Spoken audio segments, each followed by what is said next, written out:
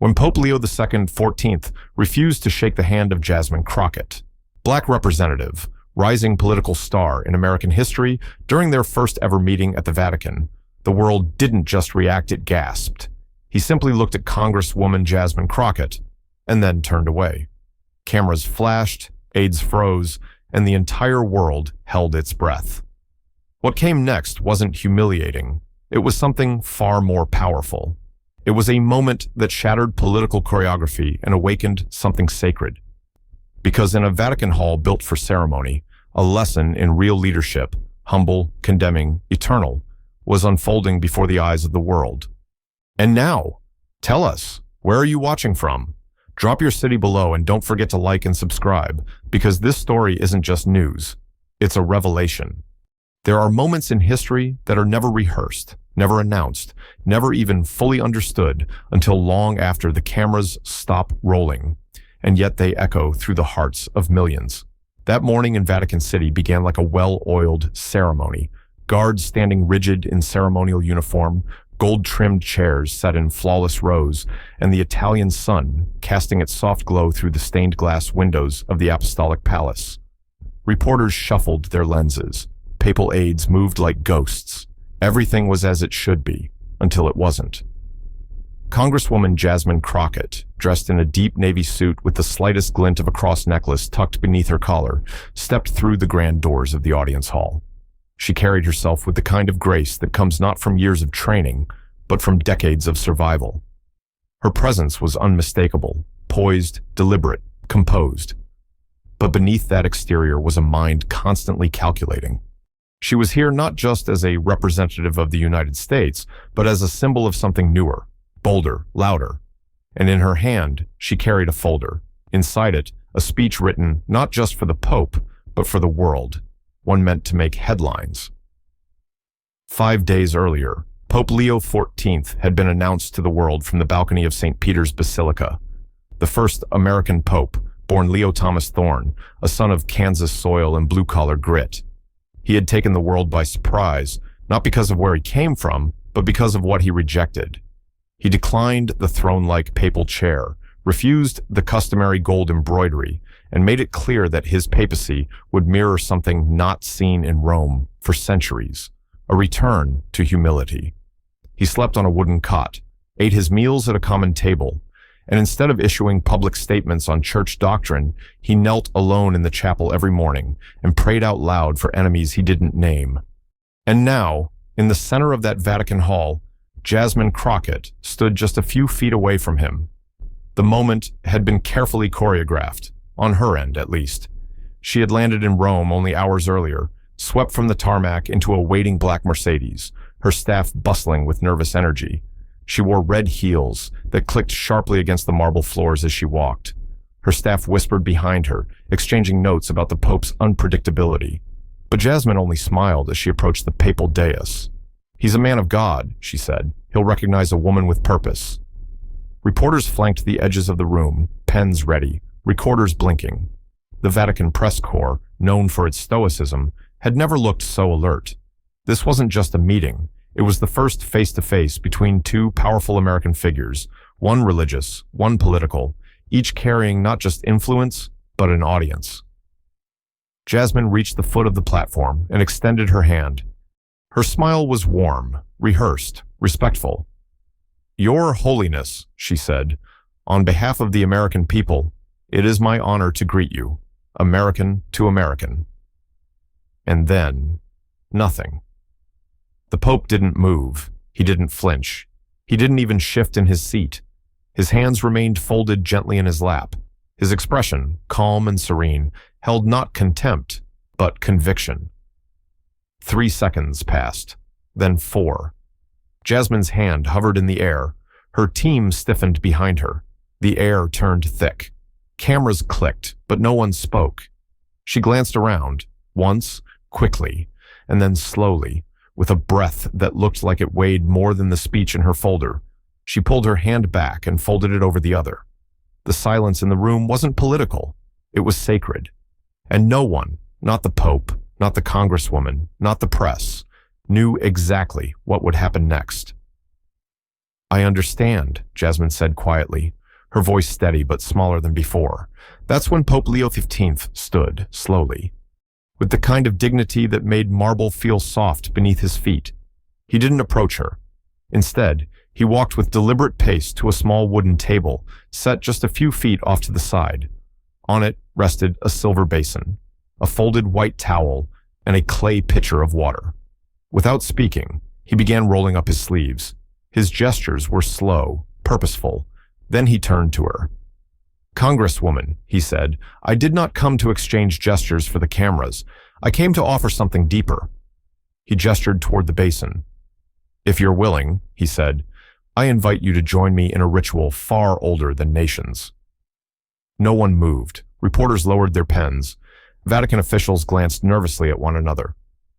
Jasmine stood still, unsure if this was a rebuke, a redirection, or something she wasn't yet equipped to interpret. She looked at the Pope, and for the first time since entering the room, something inside her shifted. Not in defiance, not in fear, in understanding, in, "This isn't what I expected," she said. "No," the Pope replied, "and that's why it matters." He stepped to the side and motioned gently to the other side of the basin. "Leadership," he said, "is not found in the strength of our grip, but in the humility of our touch." Jasmine's jaw tightened just slightly. Her instinct said to walk. Her pride said to stand still. But something else, something deeper, whispered in her ear. Her grandmother's voice, maybe. Or the memory of a prayer whispered in a courtroom hallway years earlier, long before she had staffers and microphones and polling numbers. And so, she moved. Her footsteps were slower now, less sure, more human. The press pool couldn't believe what they were seeing. Cameras zoomed, microphones inched forward, but no one interrupted. No one dared. She stood across from the Pope now. The silver basin sat between them, catching the light from above like a pool of stillness. And Pope Leo, sleeves rolled to his forearms, lifted the pitcher and began to pour. Water flowed. The sound echoed across the marble like the first drop of rain before a flood. "In the Gospel of John," the Pope said, his voice steady, "Jesus washed the feet of those who followed him, not because he had to, but because no leader is above those they serve." He dipped his hands into the basin, then looked to Jasmine. She hesitated. Her staff shifted behind her. A few reporters scribbled, but most just watched. Then she stepped forward, reached for the towel, and slowly, deliberately, bent down. She took his wet hands, drying them not with ceremony, but with something softer than pride, reverence. It wasn't for the press. It wasn't for the world. It was for herself. When she finished, the Pope gestured again, and this time, without prompting, he knelt and reached for her hands. The cameras blinked, capturing a moment that would be played and replayed for decades to come. A pope, born in Kansas, washing the hands of a black congresswoman from Texas, both American, both powerful, both human, and both willing to lower themselves. As he finished drying her hands, Jasmine looked down at them. They were the same hands she used to sign legislation, to cradle her son, to shake hands with donors, veterans, critics, and supporters. But they felt different now. They felt clean. The reporters didn't shout. The aides didn't whisper. The world, for one suspended moment, held its breath. And the Pope finally spoke. "Now," he said simply, "we may speak." But something deeper had already spoken, and it hadn't needed a microphone to do it. The basin still glistened under the ceiling lights of the Vatican audience hall, but the air in the room was different now. Thicker, heavier, not from tension, but from reverence. Reporters had forgotten their notes. Staffers had forgotten their schedules. And the cameras, which had initially prepared for a standard diplomatic meet and greet, were now broadcasting something entirely unplanned to millions of viewers across the globe. Jasmine Crockett stood beside Pope Leo XIII, her hands freshly dried by the same man who just moments earlier refused to shake them. But the absence of that handshake wasn't an insult. It was a transformation, a public denial of politics as usual, and an invitation into something older than empires. Jasmine had entered the room with ambition. She now stood within it, cloaked in something she hadn't expected, humility, and the world watched. Outside the marble hall, Vatican courtyards brimmed with whispers. Live news broadcasts scrambled for commentators. Pope refuses handshake, blared on one screen. American Congresswoman kneels before Leo XV, flashed across another. But none of them, none, knew yet what had truly happened in that quiet chamber. Inside, Pope Leo turned to face the gathered press. His voice, though calm, was filled with something commanding. "We are not here to perform," he said, "but to remember." He motioned toward the basin again. "The world is drowning in applause and starving for truth. What you just witnessed was not tradition. It was reminder. Power without purpose is empty. Leadership without service is hollow." He then turned to Jasmine. She hadn't moved much, but her posture had changed. Gone was the sharp-edged stance of a politician prepared for battle. In its place was something softer, but no less strong. "Congresswoman," he said, "you came expecting protocol. You were offered perspective instead. How you responded will be remembered longer than any handshake could have been." Jasmine swallowed. The words didn't sting, they stirred. She stepped forward slightly. "Your Holiness," she said, "I came here thinking I would be seen, that this meeting would be symbolic. I didn't know it would be sacred." The Pope nodded gently. And still, no one moved. The stillness in the hall was palpable, like a held breath in the moment before a song begins. Then, a hand in the press section rose. A French journalist spoke first. "Your Holiness, why did you refuse the Congresswoman's hand?" The Pope didn't blink. "Because the world has too many handshakes and too few hands that serve. I didn't come to greet a title. I came to offer an act that means more than words." The journalist's pen trembled slightly in her fingers. Another voice followed, this time a correspondent from CNN. "Congresswoman, were you offended by the refusal?" Jasmine turned slightly, her tone even. "I was surprised. But no, I wasn't offended. What surprised me wasn't the rejection. It was the invitation that came after it." The murmurs rose. Another hand, then another. A man from Reuters asked, "Was this moment rehearsed?" "No," the Pope said plainly. "If it had been rehearsed, it would have lost its meaning." Jasmine nodded. "There's a difference between being caught off guard and being given a challenge. What he offered wasn't humiliation. It was a moment I'll never forget." Another journalist, a British one, spoke with a raised eyebrow. "Some are calling this a power play, a way for the church to assert itself over a U.S. leader." Leo's expression never changed, but his voice tightened, just slightly. "If humility looks like dominance to you," he said, "perhaps you've misunderstood both." A hush fell again. The press didn't know what to do with that kind of clarity. It was Jasmine who spoke next, this time with her eyes set on the group of young women seated at the far right of the hall, interns, aides, visiting students from Georgetown.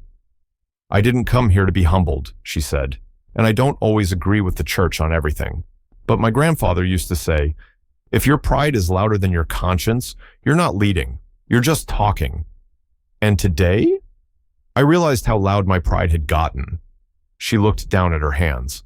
"They're clean now, not just from water, from something I didn't know I needed." One of the students near the back wiped her eye. A Vatican official leaned into the Pope's side. "Should we end the session?" he whispered. The Pope shook his head. "No, this is just beginning." More questions came, faster now. A Brazilian journalist asked, "Why water? Why such a ritual in front of cameras?" The Pope lifted his hand, gesturing to the basin again. "Water cleanses, it humbles, and it connects. In every holy tradition, water marks beginnings, baptism, healing, renewal. If we cannot stand at the same basin, we cannot lead from the same well." Another reporter chimed in, this one from NPR. "Congresswoman, would you do it again?" Jasmine didn't hesitate. "Yes," she said. "And not because it made me look good, but because it made me look inward." Then came a deeper question. "Pope Leo," a voice asked, "was this a political statement?" The Pope gave a small smile. "No, it was a human one." The press didn't know how to spin that. It didn't fit any of their angles. There was no adversary, no attack, only reverence. Another journalist, from Italy this time, tried again. Does this moment signal a change in Vatican diplomacy? The Pope's reply was simple, but unforgettable. This was not diplomacy, it was discipleship. The room shifted again. Those words, cutting through marble, crossing oceans, slipping through screens, would be quoted across pulpits and editorial pages alike for months to come. But in that room, they weren't just words, they were a call. Jasmine looked over at him. "You just said something I don't think I'll ever forget," she said. "And what's that?" he asked gently. "That real leadership doesn't announce itself, it kneels." They stood side by side now. The cameras recorded. The world watched. And in the streets of Rome, where tourists were still buzzing about the events of the day, one image began to spread faster than headlines. Not the refusal of the handshake, but two pairs of hands, one dark, one light, meeting in water. No microphones, no applause, just quiet dignity. And a new definition of power. The ceremony had ended. The cameras had paused. But the transformation was still underway, and it wasn't just public. It was personal. Jasmine Crockett stood in the corner of the audience hall surrounded by aides and reporters, but strangely, she felt alone. Not in a sad way, in a sobering way. The kind of alone that happens when a part of you you've relied on for years, your image, your voice, your armor, starts to shift. She was still gripping the towel in one hand. The basin had been removed. The Pope had stepped away with his attendants, and her staff was murmuring in hushed voices, stunned, uncertain whether they should spin what just happened or just let it speak for itself. Jasmine didn't speak. She couldn't. She looked down at her hands again, still dry, but they didn't feel like hers. They felt reset. Not lighter, not heavier, just real. One of her senior staffers, Monica, approached. "Congresswoman, the media's already lining up outside.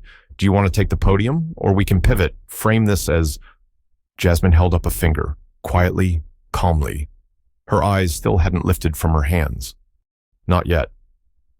She walked, slowly, out of the ceremonial hall and into the corridor. A few Vatican aides nodded respectfully as she passed. Not because she was famous, but because she looked like someone who had just walked through something she didn't have language for yet.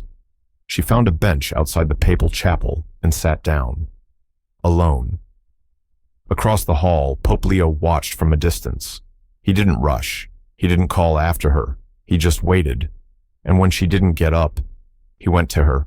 He sat beside her without a word. And for a while, that was enough. Finally, Jasmine broke the silence. Her voice was quieter than usual.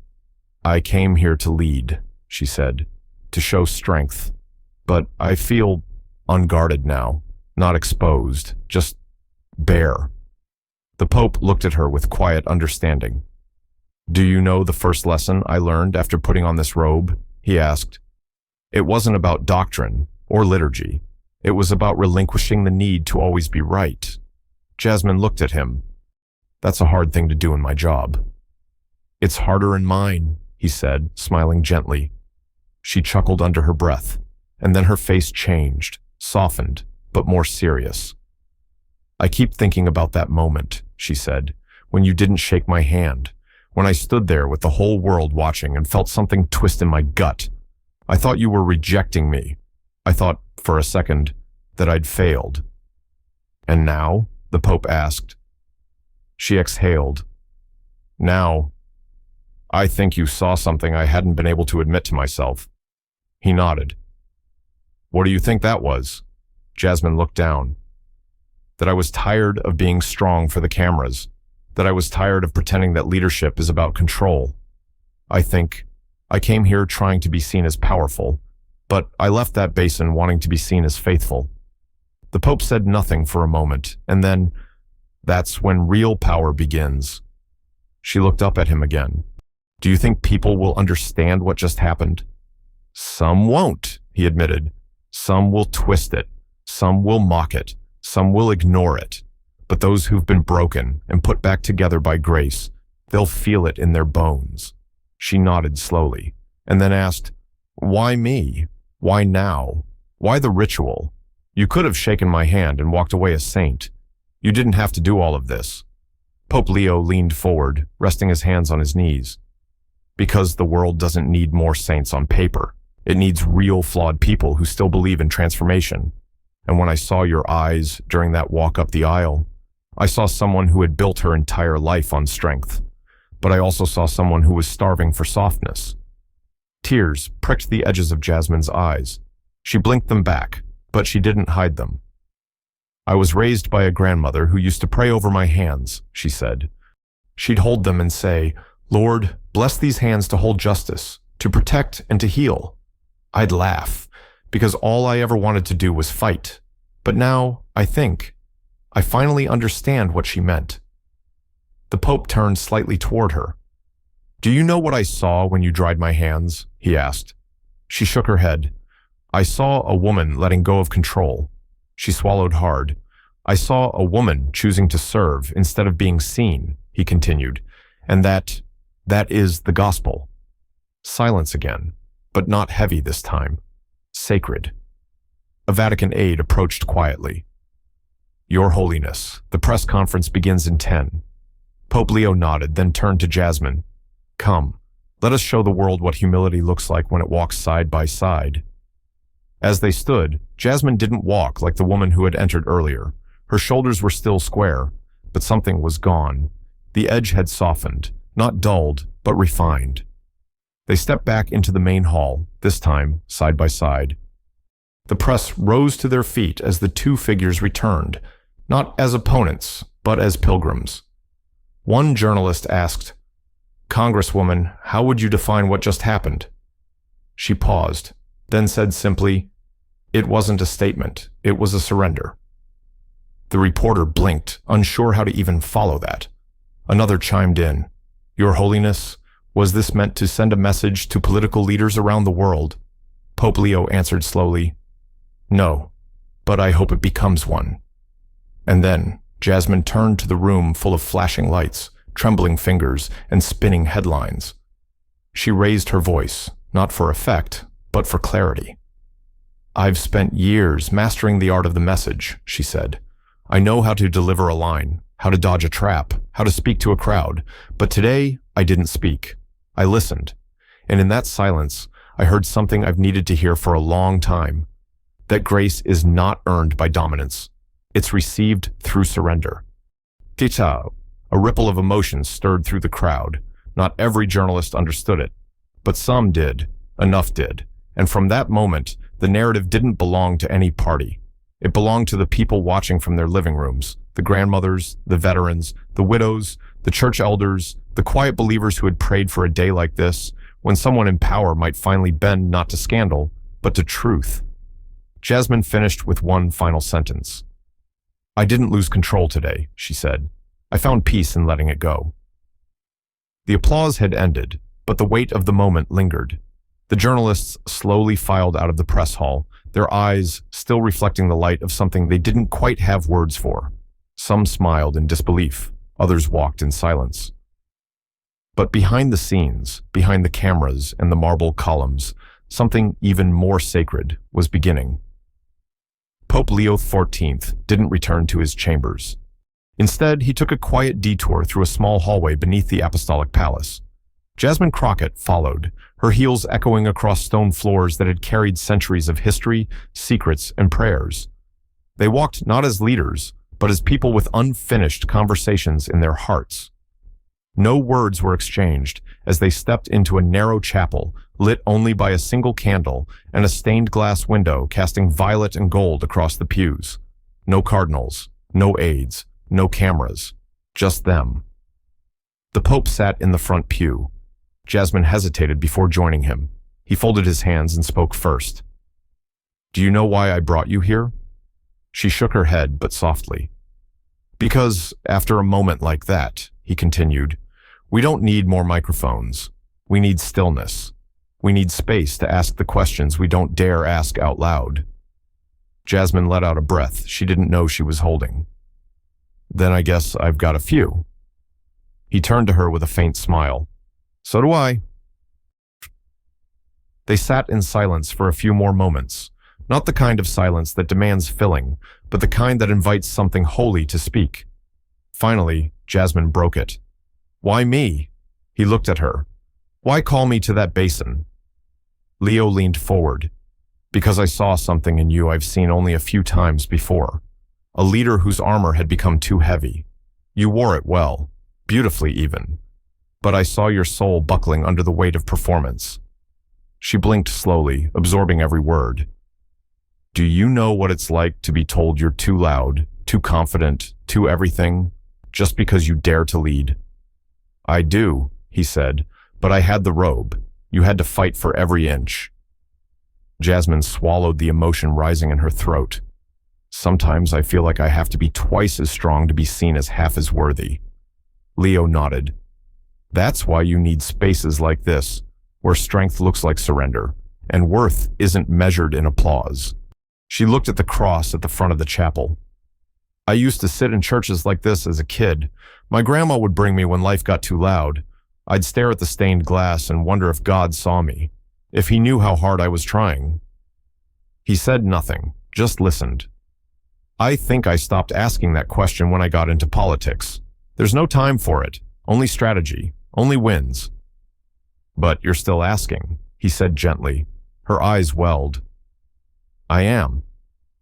The Pope stood and walked toward a small altar tucked into the side. He picked up something, a simple carved wooden cross. He handed it to her.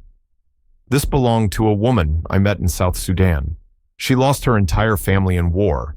She had nothing but this cross, and yet she prayed for her enemies every single day." Jasmine took the cross and held it like something fragile. "She sounds stronger than both of us," she whispered.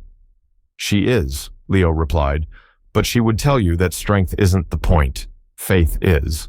Jasmine sat back. "How do you know if you've really let go of pride?" He chuckled softly. "You don't feel the need to ask the question anymore." They both laughed.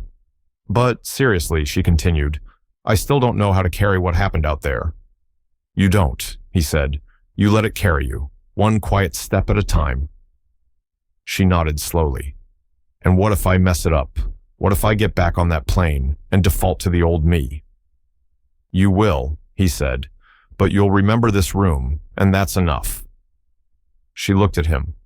"Why did you wait until the world was watching?" "Because the world needed to see someone powerful choose reverence. They've seen too much pride, too much control. They needed to see that the basin still matters." He reached into his pocket and pulled out a small folded paper. "This is a prayer I wrote the day I was elected. I never shared it until now." He handed it to her. She unfolded it carefully. It read, "Lord, let me never mistake my title for my testimony. Let me walk behind you, not ahead of you. Let me bend lower, then I rise. And let me always remember that real power begins when I surrender mine." She read it twice, then folded it again and held it to her chest. "I needed that," she said. "I know," he replied. They stood. The moment was complete. Not over. Just complete. Jasmine Crockett had entered the Vatican seeking a headline. She was leaving with a lesson.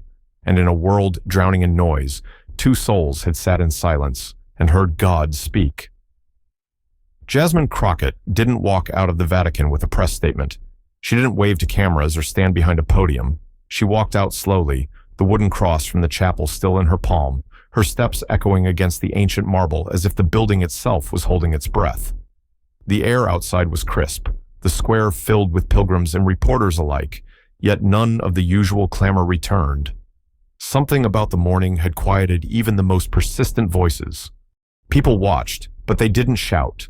They filmed, but they didn't cheer. There was reverence and awe. Pope Leo XIV appeared at her side once more, this time without entourage, without robe, without pretense. The world watched them emerge, shoulder to shoulder, not as rivals, not as icons, but as people who had just shared something holy. Then, without a word, the Pope turned toward her. This time, his hand opened. A simple gesture, not performance, not protocol, just grace. And Jasmine Crockett reached for it. Their hands met, and the square erupted, not with frenzy, but with warmth, not with noise, but with release. It wasn't the handshake people had expected. It was the one they needed. A young woman in the crowd wept openly. An older man crossed himself and whispered a prayer. Commentators in newsrooms paused, unsure how to spin what they were seeing. Because how do you explain humility in a world built on dominance? How do you headline grace? The two stood for a moment, hand in hand, then turned back toward the building where it had all begun. Pope Leo whispered something the microphones didn't catch. Jasmine nodded, her lips trembling. Not from nerves, but from something deeper. Surrender, gratitude, release. Later that day, news networks debated the moment's meaning. Headlines flooded the internet. Pope refuses, then redeems. Crockett kneels, then rises. But none of them could quite capture the transformation, because it didn't belong to the media. It belonged to those who saw themselves in her, to the grandmother who raised her family on prayer and grit, watching from her living room recliner, tears sliding down her face, because she knew exactly what it meant to hold your pride in your hands and lay it down. To the pastor in Georgia, who played the footage for his congregation and said, This is what servant leadership looks like. To the retired teacher in Des Moines, who told her Sunday school class that she hadn't seen something this moving in years. And to Jasmine herself. That night, in her quarters overlooking Rome, Jasmine Crockett sat alone. The cross still rested on the table beside her. The Pope's prayer, now folded in her journal. Her staff had long since gone quiet. The phone stopped buzzing, but her mind was alive. She wrote in her own hand, not for press, not for politics, but for herself. I came to shake the Pope's hand and left having washed them. I came to give a message and left having received one. Today, I stopped trying to be impressive and started trying to be honest. I don't know where this journey goes from here, but I know now that leadership doesn't begin in front of microphones. It begins in silence, beside a basin. She paused, looked out the window, and saw the dome of St. Peter's lit under a quiet sky. And she smiled. Across the city, the Pope knelt in prayer. He spoke no words, only gratitude. And somewhere deep in the hearts of those watching, across time zones, across ideologies, across pews and political lines, something shifted. Because on that day, leadership was redefined, not by power, but by posture, not by what was said, but by what was surrendered. The handshake they expected never happened. But the world received something greater. It received a moment of grace,